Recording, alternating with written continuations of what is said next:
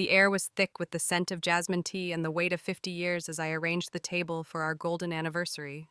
50 years with Jason Carter, decades woven with shared laughter, quiet evenings, and the slow erosion of something I once called love.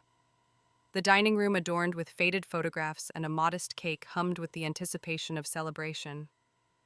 Yet as the clock struck 6, Jason sat motionless on the couch, his eyes fixed on some distant point beyond our home.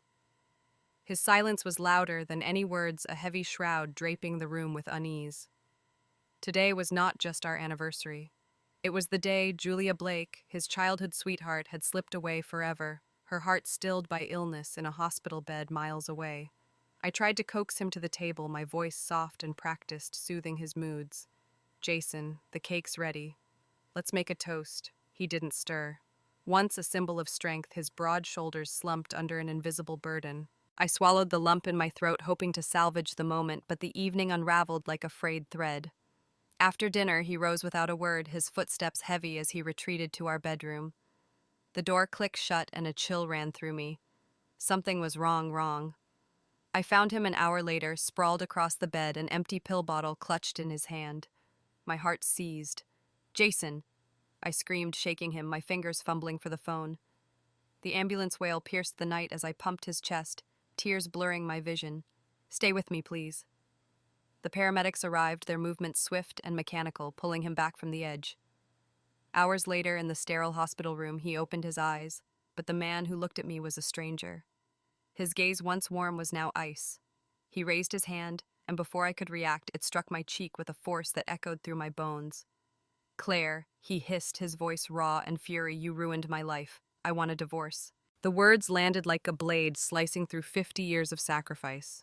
I staggered back, my cheek stinging, but the deeper pain was in my chest. Before I could respond, our son Michael stepped into the room, his face a mirror of his father's contempt. "Mom," he said, his voice cold, "you stole Dad's happiness. You never should have married him." Each syllable was a betrayal sharper than Jason's hand. I had raised Michael, loved him through sleepless nights and scraped knees, yet he stood against me, siding with a father who mourned another woman. The truth crystallized. Jason's heart had always belonged to Julia Blake, bound by a promise I'd only learned of too late.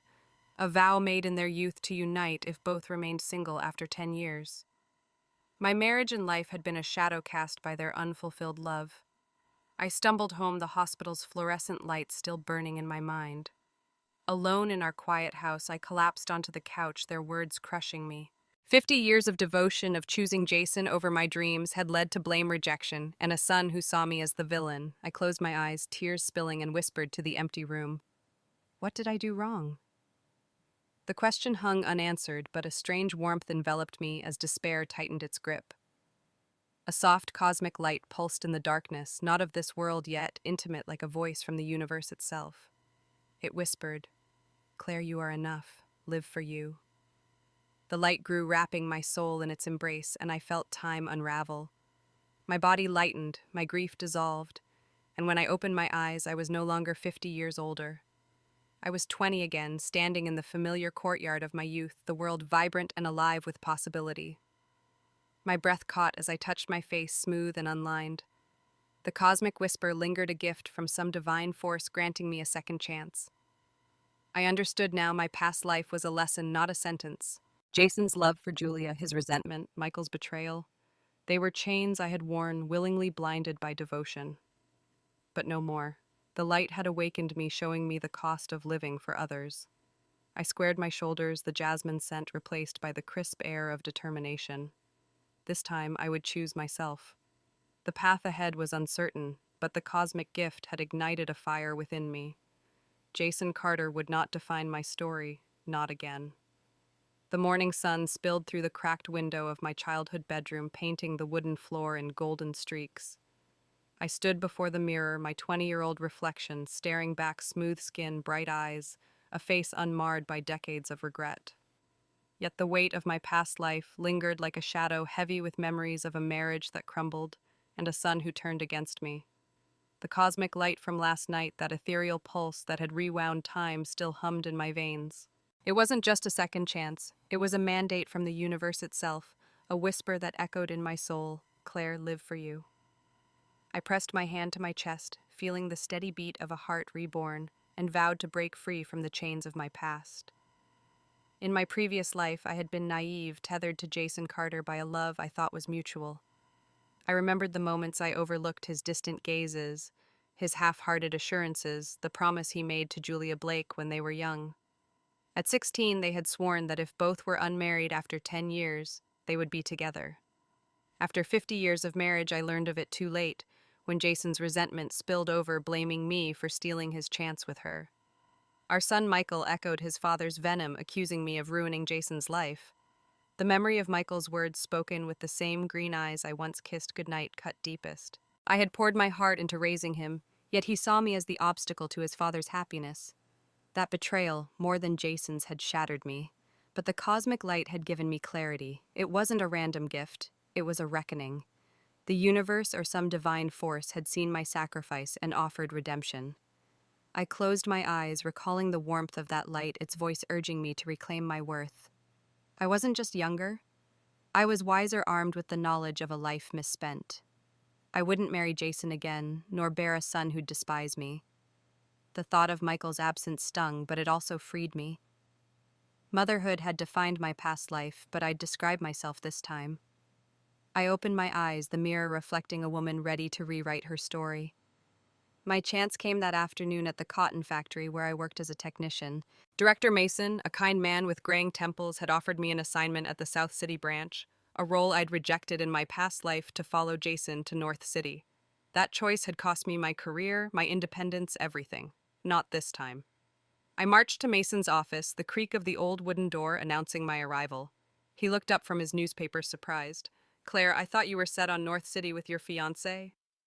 I took a deep breath, steadying the tremor of excitement and fear. "Director, I've changed my mind. I want the South City assignment." My voice was firm, starkly contrasting to the timid girl who once begged Jason to let her follow him. Mason raised an eyebrow, setting the paper down. "What about Jason? Have you talked it over? Will he agree?" I smiled, a quiet fire kindling within me. That engagement was our parents' idea, a promise made for their sake, not mine. Jason has someone else waiting in North City. I'm choosing my path. The words felt like a release, each syllable severing the ties that bound me. Mason nodded, his eyes gleaming with approval. "Claire, it's rare to see such resolve. Women can shoulder half the sky in this era. You'll do great things in South City." His words echoed the cosmic whisper, affirming my choice. I thought of Jason packing for North City, unaware of my decision. He'd discouraged me from joining him in my past life, citing the cold, the distance, and his studies. I'd mistaken his rejection for care, clinging to him despite the signs. Now I saw it clearly, he'd never wanted me there. Julia was his destination, and I'd been a fool to follow. The realization didn't hurt. It empowered me. South City was more than a job. It was a new horizon, a place to build a life untainted by his shadow. As I left Mason's office, the factory's hum felt like a heartbeat pulsing with possibility. I imagined South City's bustling streets, its factories alive with reform's energy. I'd heard stories of women rising there, leading projects, shaping the future. That could be me. The cosmic light had not only turned back time, but ignited a purpose I'd never known. I wouldn't just survive this life. I'd thrive. Jason could chase his promise with Julia, but I was done chasing him. The universe had given me a second chance, and I would seize it with both hands, forging my legacy alone. Dusk settled over the village, casting long shadows across the courtyard as I pushed the gate open, its familiar creak a reminder of my past life.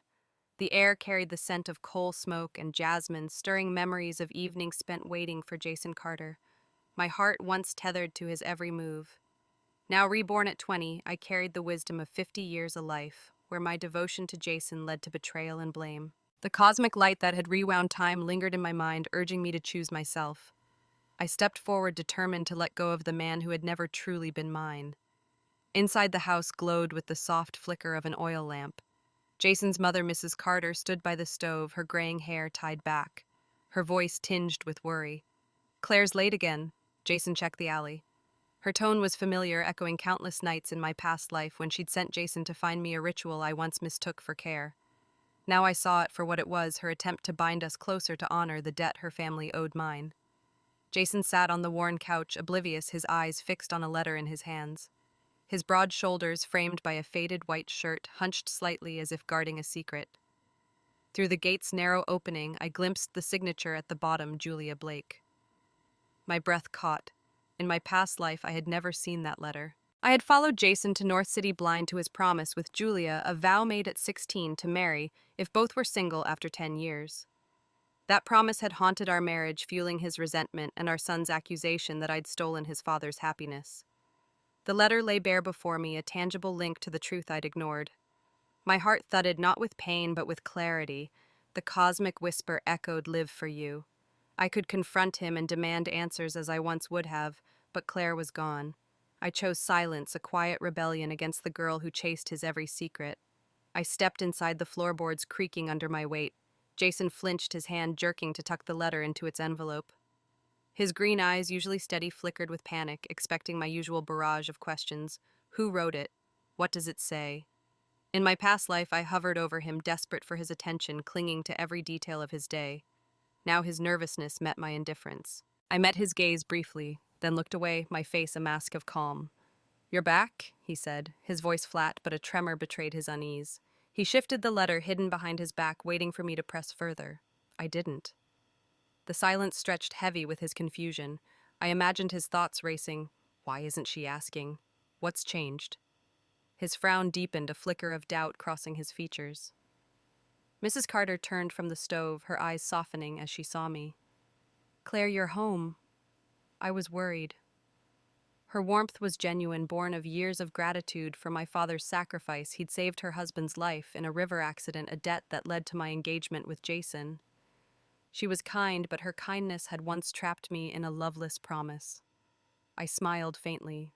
"Just a late day at the factory," I said, sidestepping the truth of my visit to the train station where I'd secured a ticket to South City. Jason's gaze lingered, searching for the Claire he knew, the one who'd beg for his approval. I felt the weight of my past self, the girl who'd read his every mood, who'd mistaken his reluctance for love. But the cosmic light had burned away that naivety. I saw Julia's letter not as a threat, but as a release. It confirmed what I'd learned too late: Jason's heart belonged to her. My silence wasn't weakness, it was power. I wouldn't fight for a man who didn't want me. As Mrs. Carter set a bowl of rice on the table, calling us to eat, I sat across from Jason, my heart steady. He clutched the envelope, his knuckles white, but I focused on the meal, letting his secret remain his own. The cosmic whisper hummed within me, a reminder of my purpose. Tomorrow I'd pack for South City, where I could build a life unshadowed by Jason's promises or his mother's expectations. The letter had once been my undoing, now it was my liberation. I glanced at Jason again, and his confusion mirrored my resolve. This time I wouldn't chase him. I'd walk away, my path lit by the stars that had given me this second chance. The dining room was a cocoon of warmth, lit by the soft glow of an oil lamp that cast flickering shadows on the walls. The scent of steamed rice and braised vegetables filled the air, but the atmosphere at the Carter family table was anything but comforting. I sat across from Jason, my fork poised over a bowl, my mind still reeling from the cosmic light that had granted me this second chance. Yesterday's discovery of Julia Blake's letter had solidified my resolve. I would not repeat the mistakes of my past life, where I'd chained myself to a man who loved another. Tonight I faced the weight of expectations, not just Jason's, but his parents, whose hopes for our marriage were rooted in a debt older than me. Mrs. Carter, her hands weathered from years of labor, set a steaming dish before us, her eyes darting between Jason and me. "Claire, you're too quiet tonight," she said, her voice laced with concern. "Everything all right at the factory?" Her kindness was genuine, but I knew it carried an agenda. She saw me as the daughter-in-law who'd secure her son's future, repaying the debt owed to my father for saving Mr. Carter's life in a river accident years ago. I'd embraced that role in my past life, blind to Jason's reluctance, only to face his resentment for decades. Now, reborn at 20, I saw the trap for what it was. Mr. Carter, a gruff man with a voice like gravel, cleared his throat. "Jason, you're leaving for North City in 3 days. It's time to settle things with Claire." His gaze bore into his son, heavy with expectation. "She's our chosen daughter-in-law. You'll get married before you go." The words landed like a command, echoing the pressure that had once pushed me into a loveless marriage. Jason's fork paused midair, his jaw tightening. In my past life, he'd deflected with promises of marriage after college, stringing me along while his heart stayed with Julia. I waited for his response, my pulse steady, the cosmic whisper urging, "Choose yourself." Jason set his fork down, his green eyes flickering to me before settling on his father. He said, "I'll marry Claire when I'm back from college." His voice flat, a rehearsed line meant to appease. But his hesitation was palpable, a crack in the facade I'd once mistaken for love. I'd nodded eagerly in my past life, desperate to hold on to him. Now I felt only clarity sharpened by the memory of his future betrayal, his slap, his demand for divorce, our son's accusation that I'd stolen his happiness. The cosmic light had burned away my naivety, leaving a woman who refused to be bound by others' debts. I set my bowl down, the clinking drawing, all eyes to me. "No," I said, my voice calm but unyielding. "I'm not marrying Jason. I've accepted a promotion at the South City branch. I leave the same day he does." The room froze. Mrs. Carter's hands stilled on the tablecloth, her eyes wide with shock. Mr. Carter's face darkened, his fist tightening. Jason's gaze snapped to mine, confusion warring with something sharper, fear perhaps that I was slipping beyond his control. "Claire, what are you talking about?" he asked, his tone low, as if testing my resolve. I met his eyes unflinching. "My father saved your father's life, Mr. Carter, but that doesn't mean I owe you mine. I belong in South City, building a career, not following someone who doesn't want me." The words were a blade cutting through years of obligation. Mrs. Carter gasped, her hand flying to her mouth. "Claire, you can't mean that. You and Jason are intended to be—" Her plea was desperate, rooted in her belief that our union honored her family's gratitude. But I saw the truth. Her love for me was tangled with duty, not unlike the cosmic light's gift, a chance to rewrite my fate, not relive it. Mr. Carter slammed his hand on the table, and the lamp flickered. "You'd throw away this family's honor. Your father gave his life for me." His voice trembled with anger, but I held my ground. I said my father would want me to live for myself, my voice steady. "I respect you both, but I won't sacrifice my future for a promise I didn't make." Jason stared, his expression unreadable, but I sensed his relief beneath the shock. He'd never wanted me in North City, not when Julia waited there. My refusal freed him, yet it unsettled him. A Claire who didn't cling was a stranger. Mrs. Carter's eyes glistened, but she didn't argue further. The silence followed was heavy, charged with the weight of broken expectations. I stood my chair, scraping the floor. "I'll pack tonight," I said, addressing no one in particular. As I left the room, I felt the cosmic whisper pulse within me, a quiet affirmation I was choosing my path, not theirs. Jason's silence followed me, a ghost of the man I'd once loved. The stars outside gleamed, promising a future unburdened by the past. The morning after my defiance at the Carter family table, the village woke to a chorus of roosters and the hum of early factory shifts. I stood in my room, folding clothes with deliberate care, each item a step toward South City and away from the life I'd once lived. The cosmic light that had reborn me at 20 pulsed in my memory, its whisper a steady guide, "Live for you." In my past life, I'd followed Jason to North City, chasing a love never mine, only to face his resentment and our son's betrayal. The memory of Michael's words, "You stole Dad's happiness," stung, but it also sharpened my resolve. I'd forge my path this time, starting with a train ticket to South City. I slipped out before dawn, borrowing a rusty bicycle from the factory security shed. The pedals creaked as I rode through the village, the cool air biting my cheeks. The train station, a modest building with peeling paint, was a half-hour away, its ticket window my gateway to freedom. In my past life, I'd secretly bought a ticket to North City, hoping to surprise Jason. When he found out, he'd raged, accusing me of deceit, his anger masking his desire to keep me at arm's length while he pursued Julia Blake. That Claire, desperate and naive, was gone. Today's ticket was for me a declaration of independence I'd guard fiercely. At the station, the clerk, an older woman with kind eyes, slid a South City ticket across the counter. "Leaving on the 30th, same day as the North City train," she noted, her voice curious. I nodded, tucking the ticket into my pocket. The 30th was Jason's departure day, a poetic symmetry that felt like fate. Holding the ticket, I felt a weight lift, as if the cosmic light had pressed it into my hand.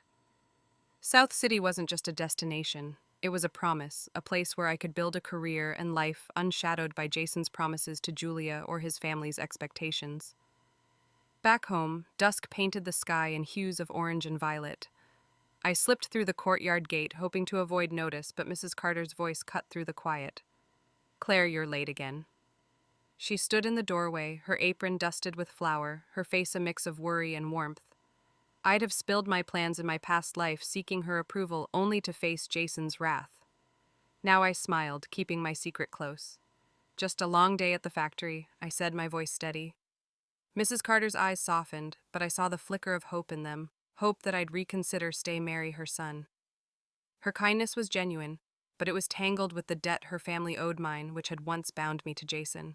Inside, Jason sat at the table, his broad shoulders hunched over a rice bowl. He glanced up, his green eyes searching mine, perhaps sensing the shift in me since last night's confrontation. In my past life, I'd have filled the silence with chatter, desperate to please him. Now I sat quietly, eating with purpose, the ticket burning a hole in my pocket. Mrs. Carter bustled about, her voice light but strained. "The factory's working you too hard, Claire. You've lost weight."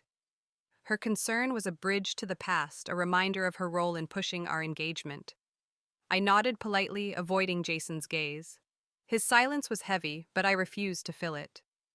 Mr. Carter joined us, his presence a quiet force. "Claire, you're sure about South City?" he asked, his tone gruff but not unkind. He'd accepted my decision last night, but doubt lingered.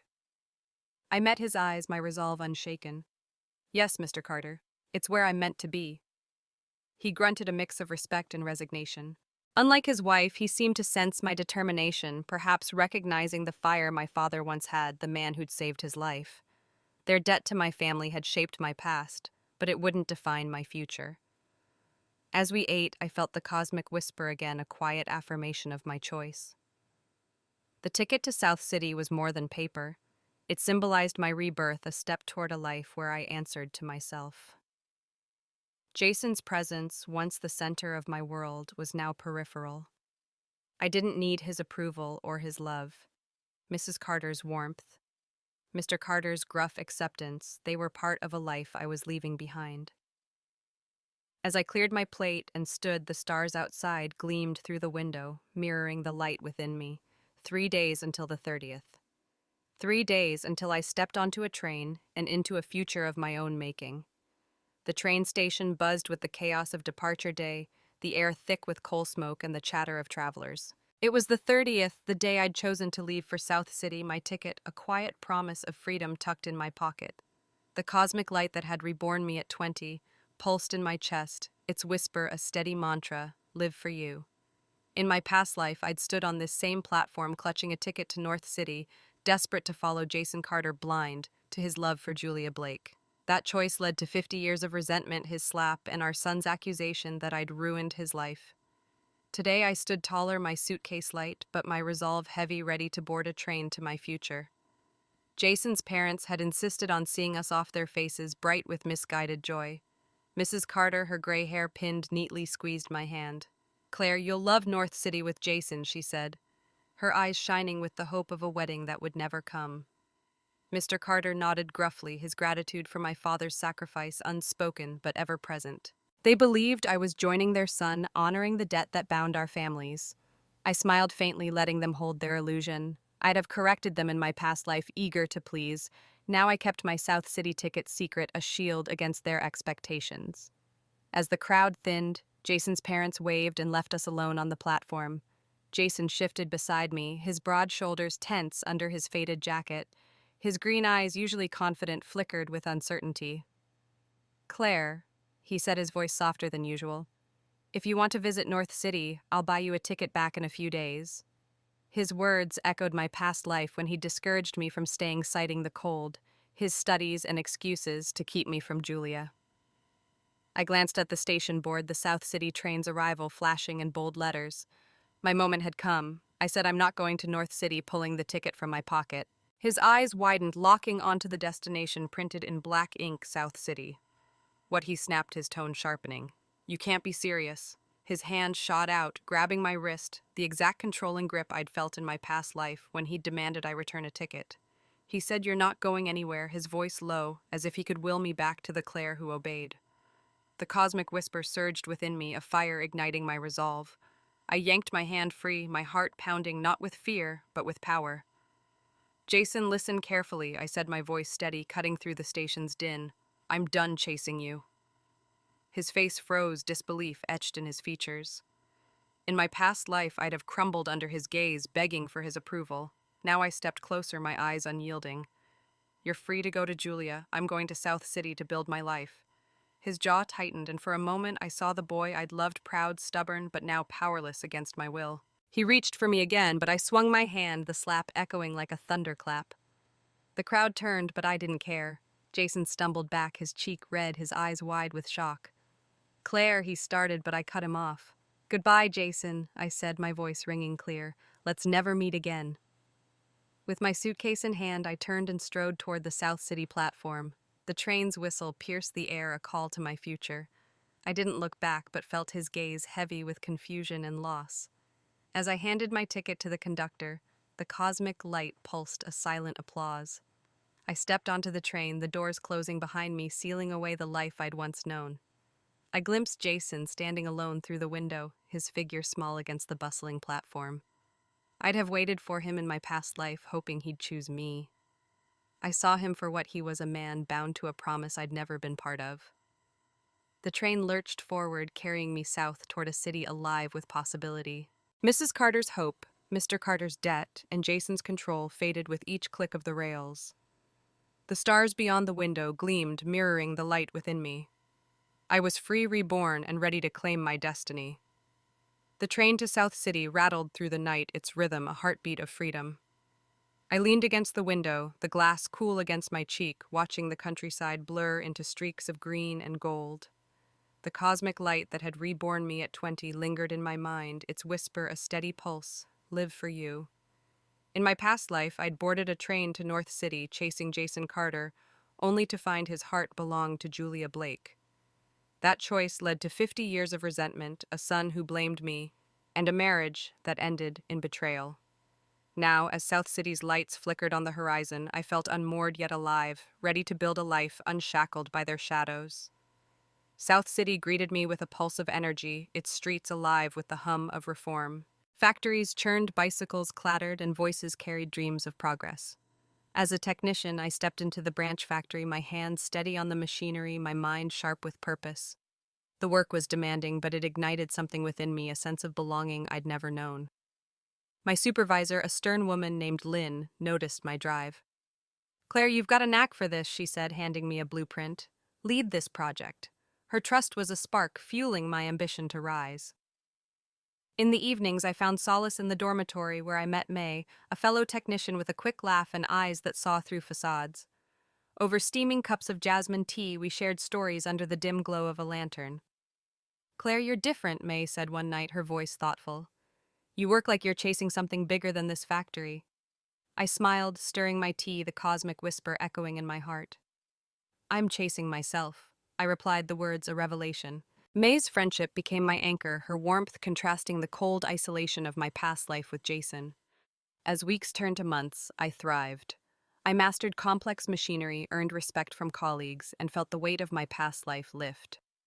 One evening, as May and I walked through South City's bustling market, the scent of fried dumplings mingling with the chatter of vendors, I paused by a stall selling children's toys. A wooden rattle caught my eye, stirring a memory of Michael, the son I'd raised in my past life. Like Jason's, his green eyes once filled me with love, only to become cold with accusation. You ruined Dad's life. The pain lingered, but I realized something new by choosing South City. I decided not to marry Jason, not to bear Michael. The absence of motherhood was a quiet ache, but also a liberation. I'd escaped the betrayal, the years of striving for a child's love that was never mine. I turned to May, the rattle still in my hand.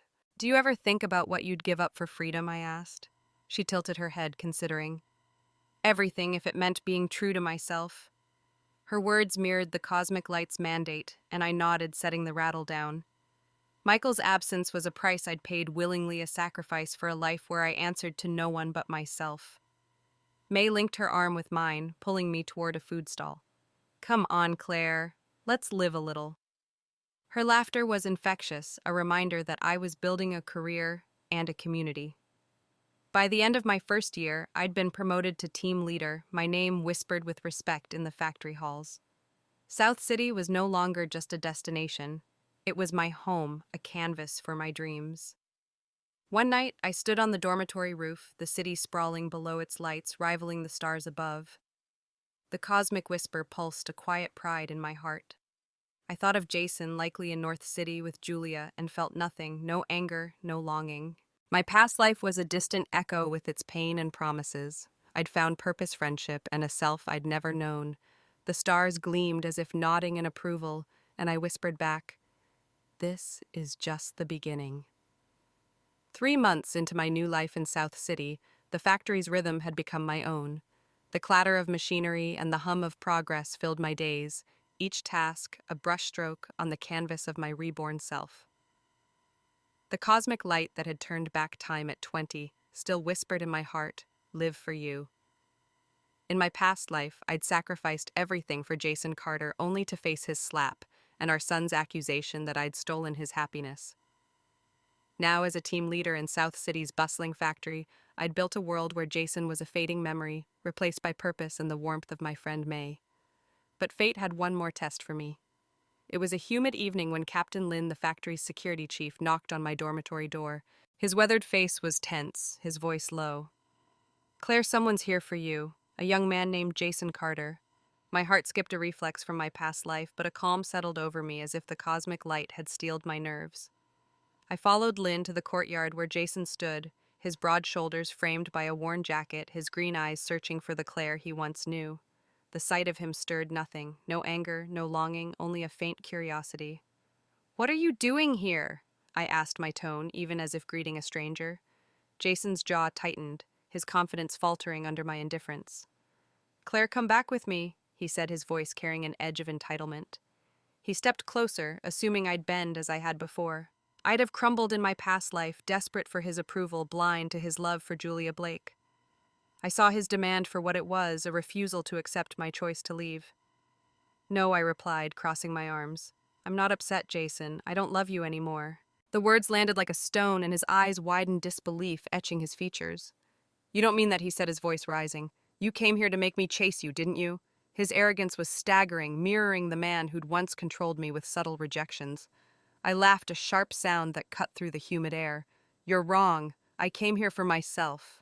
His gaze flickered to my wrist, where I no longer wore the Shanghai watch I'd gifted him in my past life, a symbol of my devotion bought with 3 months' wages to celebrate his college acceptance. He still wore it, its face glinting under the courtyard lamp. The sight stirred a memory not of love, but of loss, how he'd replaced it with Julia's prayer beads in our old life. "Give me the watch," I said, pointing to his wrist. Jason froze his hand, covering it instinctively. "Claire, you gave this to me," he protested, his voice cracking. "It's all I have left of you." I held his gaze unflinching. "It's a reminder of a mistake I won't repeat. Give it back." The cosmic whisper pulsed, affirming my resolve. After a long pause, he unclasped the watch, his fingers trembling as he placed it in my hand. Its warmth, still carrying his pulse, felt foreign. I turned and walked away, leaving him in the courtyard, his silhouette slight against the factory's glow. Back in my room, May was waiting, her eyes bright with curiosity. "Was that him?" she asked, pouring tea. I nodded, setting the watch on the table. He thought I'd follow him back. I told him it's over. May grinned, her laugh a burst of warmth. "You're unstoppable, Claire." He didn't see that coming. I smiled. Her support was a balm to the faint ache of confronting my past. "I'm done living for anyone else," I said, the words a vow. Later, I pawned the watch at a market stall, trading it for cash without a second thought. The act was a final severing, releasing the Claire who'd once believed Jason's promises. May joined me at the market, and her presence reminded me of the life I was building. "You're free now," she said, nudging my shoulder. I nodded, the stars above South City, gleaming like the cosmic light that had reborn me. Jason's visit had tested my resolve, but I'd passed. The factory, May, and this city were my future, not his. As we walked back, the night air alive with possibility, I felt the weight of my past life dissolve. The cosmic whisper hummed a quiet pride. I was no longer Jason's Claire. I was mine. 5 years had passed since I boarded the train to South City, my heart lit by the cosmic whisper that had reborn me at 20. Live for you, those years transformed me in South City's vibrant factories and abroad, where a 5-year exchange program had sharpened my skills and spirit. I returned as deputy factory director, fluent in English, armed with cutting-edge technical knowledge and unburdened by the shadows of my past life. In that life, I'd followed Jason Carter to North City, enduring his resentment and our son's betrayal for loving a man whose heart belonged to Julia Blake. Under South City's starlit sky, I stood tall, my black and gold gown shimmering as I stepped into a banquet hall a woman remade. The hall buzzed with industry leaders, their voices mingling with the clink of glasses. South City had grown its skyline sharper, its streets pulsing with reform's promise. My career had soared, promotions earned through late nights, and bold ideas, friendships forged with colleagues like May, who'd become my confidant. She'd stayed in South City, now a supervisor, and sent me a teasing note before the banquet, show them who's boss Clare. I smiled, adjusting my gown, feeling the cosmic lights pulse within me. This was my world, built without Jason's shadow or the weight of a son who'd never be born. As I crossed the hall, a voice trembled through the crowd. Claire, I turned my eyes, landing on a man in a waiter's uniform, his tray wobbling. Jason Carter. His once broad shoulders sagged, his green eyes dulled by time and failure. The proud boy I'd known was gone, replaced by a stranger worn thin by life. "It's me," he said, licking dry lips, his voice barely audible over the chatter. In my past life, his presence would have stirred longing or pain. I felt only a faint curiosity, like observing a relic from a forgotten era. I nodded, searching his face, barely recognizing the man who'd once demanded I return with him. Before he could say more, Mr. Yang, a regional director, approached, his smile wide. "Director Clare, what a surprise. Here to discuss the new trade deal." His enthusiasm pulled me away from Jason's pleading gaze into the present. "Just arrived," I said, my voice smooth and professional. "Let's talk inside." I turned, guiding Mr. Yang toward the main hall, leaving Jason behind. His eyes burned into me, a flicker of sadness crossing his face, but I didn't look back. The cosmic whisper hummed, affirming my detachment. This was my stage now, not his. Inside, I navigated the banquet, easily exchanging insights on market trends with executives, my fluency and confidence drawing admiring glances. May's words echoed, I was unstoppable. Hours later, as I stepped into the cool night air, I nearly forgot Jason's presence. South City's lights glittered, a testament to the life I'd built. I thought of my past life, pregnant and overworked, waiting for Jason in a storm he never braved. That Claire had begged for his attention. This Claire needed nothing from him. The absence of Michael, the son who'd blamed me, was a relief. I'd traded motherhood for freedom, a choice that no longer ached but empowered. May met me outside, her grin infectious. "You owned that room, Claire," she said, linking arms with me. Saw that waiter staring. "Old flame," I laughed, shaking my head. "Old ghost, maybe. He's nothing to me now." May nodded, understanding more than I'd said. She'd heard my stories of Jason's control, his secret love for Julia, and stood by me when I pawned his watch. Her friendship, like South City, was my anchor. As we walked, the stars above gleamed, mirroring the cosmic light that had guided me here. Jason's diminished figure was a footnote, proof that my path forged alone was correct. The South City factory hummed purposefully, its steel heart beating in sync with mine. As deputy director, I navigated boardrooms and blueprints with a confidence honed over 5 years abroad, my life a testament to the cosmic light that had reborn me at 20. Its whisper still guided me, live for you. In my past life, I'd clung to Jason Carter, enduring his resentment, and our son's betrayal for a love never mine. Now, South City was my domain, my friend May, my anchor, and Jason a shadow I'd left behind. But the past was not done with me. The morning after the banquet, I sat in my office reviewing production reports when the door burst open. Jason stormed in his waiter's uniform, replaced by a plain shirt and jeans. His green eyes, once proud, burned with desperation. He locked the door, his voice low but urgent. "Claire, we need to talk." I leaned back unfazed, the cosmic whisper steadying my pulse. His presence, once all-consuming, now felt like an intrusion. "What do you want, Jason?" I asked, my tone calm and professional. In my past life, I'd have melted at his intensity. Now I was stone. He paced, his hands clenched. "I've been looking for you all these years. I messed up, Claire. I never should have let you go." His words were a plea, but they rang hollow. I raised an eyebrow, remembering his demand in South City 3 months after I'd left, his arrogant assumption that I'd fled to manipulate him. "You didn't let me go," I said, my voice sharp. "I chose to leave. You loved Julia Blake, not me." His face paled, the mention of Julia striking a nerve. You knew about her, he asked, his voice cracking. You read my letters I didn't answer, letting his question hang. In my past life, I'd learned of Julia's letters too late after years of marriage, their 10-year promise a knife in my heart. Now I saw his panic, his fear that I'd uncovered his secret. Julia was like a sister, he insisted, stepping closer. That promise was childish nonsense. You're the one I cared about, Clare.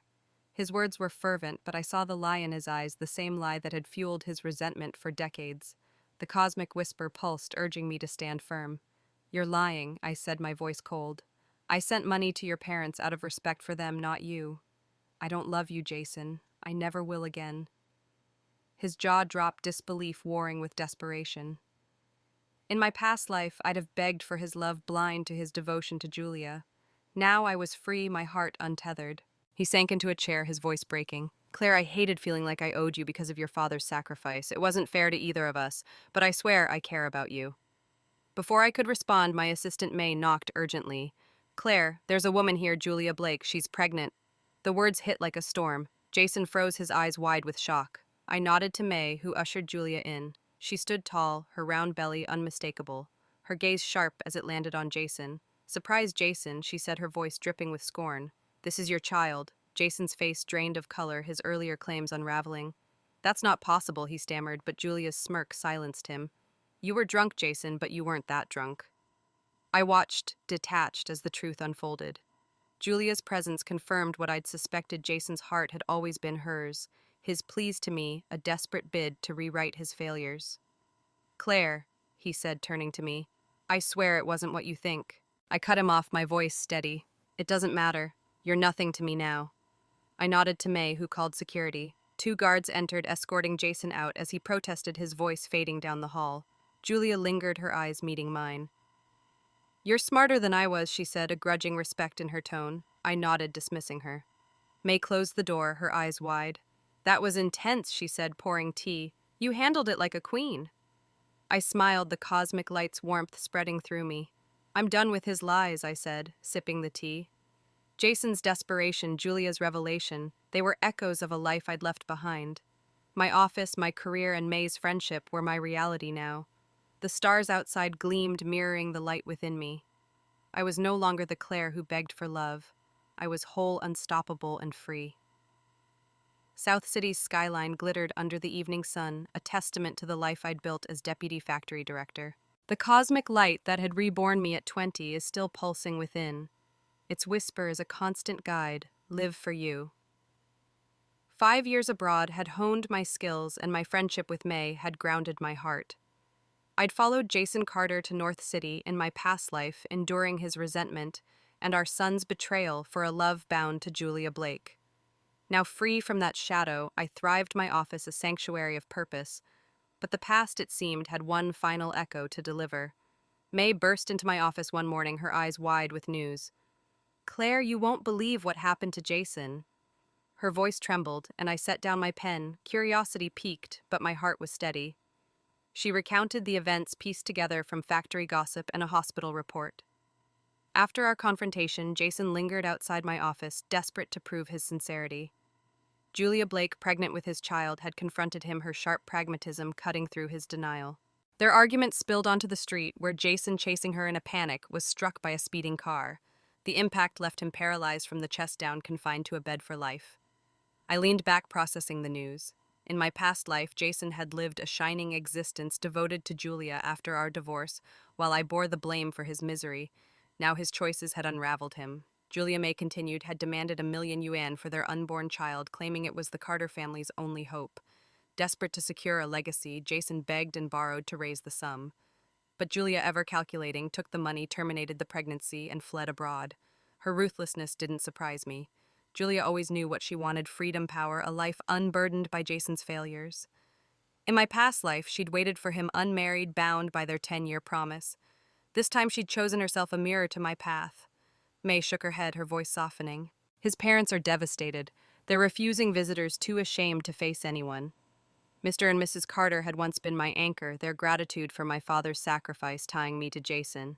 Mrs. Carter's warmth, her hope for our marriage, had felt like love, but it was steeped in duty. Mr. Carter's gruff insistence had pushed me into a life I'd regretted. Now their son's tragedy was their burden. I'd planned to visit to offer comfort, but their shame stopped me.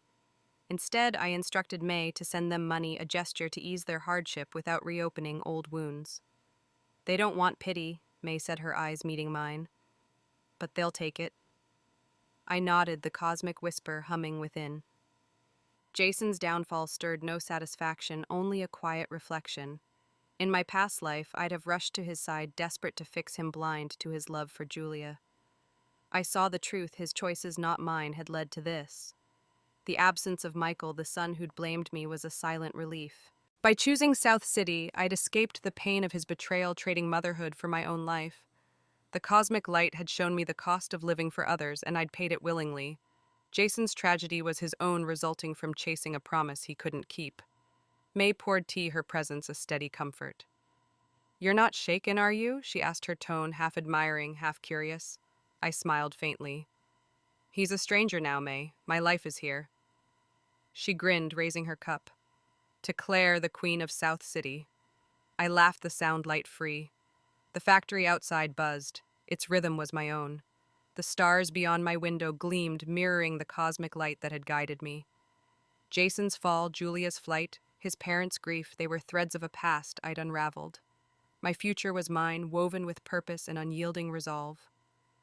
A decade had passed since I stepped off the train in South City, my heart lit by the cosmic light that had reborn me at 20. Its whisper, "Live for you," had guided me through years of triumphs, rising to deputy factory director, mastering English abroad, and forging bonds like my friendship with May. In my past life, I'd chained myself to Jason Carter, enduring his resentment, and our son Michael's betrayal for a love that belonged to Julia Blake. Now South City was my home, its bustling streets and gleaming factories a canvas for my dreams. I was no longer the Clare who begged for love. I was a woman who had claimed her own. One quiet evening, a message caught my eye as I sifted through emails in my office. The subject was blank, and the sender's name was Stark Jason Carter. "I'm reborn too, Claire," it began. "I shouldn't have divorced you. I was wrong." The words were a jolt, proof that the cosmic light had also touched him, granting him a second chance to reflect on his failures. In my past life, his demand for divorce had shattered me, his slap a mark of my misplaced devotion. Now his apology stirred nothing, no anger, no pity, only a faint echo of a life I'd left behind. I dragged the email to the trash, its words dissolving like dust. The cosmic whisper hummed a quiet affirmation my heart was free. I leaned back, gazing through the window at South City's skyline, its lights rivaling the stars above. The memory of Michael, the son who'd accused me of ruining Jason's life, surfaced briefly. In this life, by choosing not to marry Jason, I'd avoided motherhood, sparing myself the pain of his betrayal. The absence was a soft ache, like a bruise long healed. I'd traded a child's dream for a life of purpose, leading projects, mentoring young technicians, and building a legacy. May had once asked if I regretted it. No, I'd told her I chose myself. Her nod, full of understanding, had sealed our bond. Jason's parents, Mr. and Mrs. Carter, lingered in my thoughts. Their shame after Jason's accident had kept us apart, but I'd sent money through May, ensuring their comfort without reopening old wounds. Mrs. Carter's warmth, once a tether to my engagement, had been steeped in gratitude for my father's sacrifice. Mr. Carter's gruff insistence had pushed me toward a loveless marriage. Now their silence was a boundary I respected. They'd lost a son to his own choices, just as I'd gained a life through mine. The cosmic light had shown me the cost of living for others, and I'd paid it willingly. I closed my laptop and stepped onto the office balcony, the night air cool against my skin. The stars above South City blazed, each a spark of the cosmic light that had reborn me. I thought of Julia Blake, who'd fled with Jason's money, her pragmatism sharply contrasting with his indecision. She'd lived for herself as I had, though her path was colder. Jason's paralysis, his lost child, his reborn regret, they were his burdens, not mine. The email's deletion was my final act of closure, severing the last thread tying me to him. I was no longer defined by his love lies or loss. May's voice echoed, "You're a queen, Claire."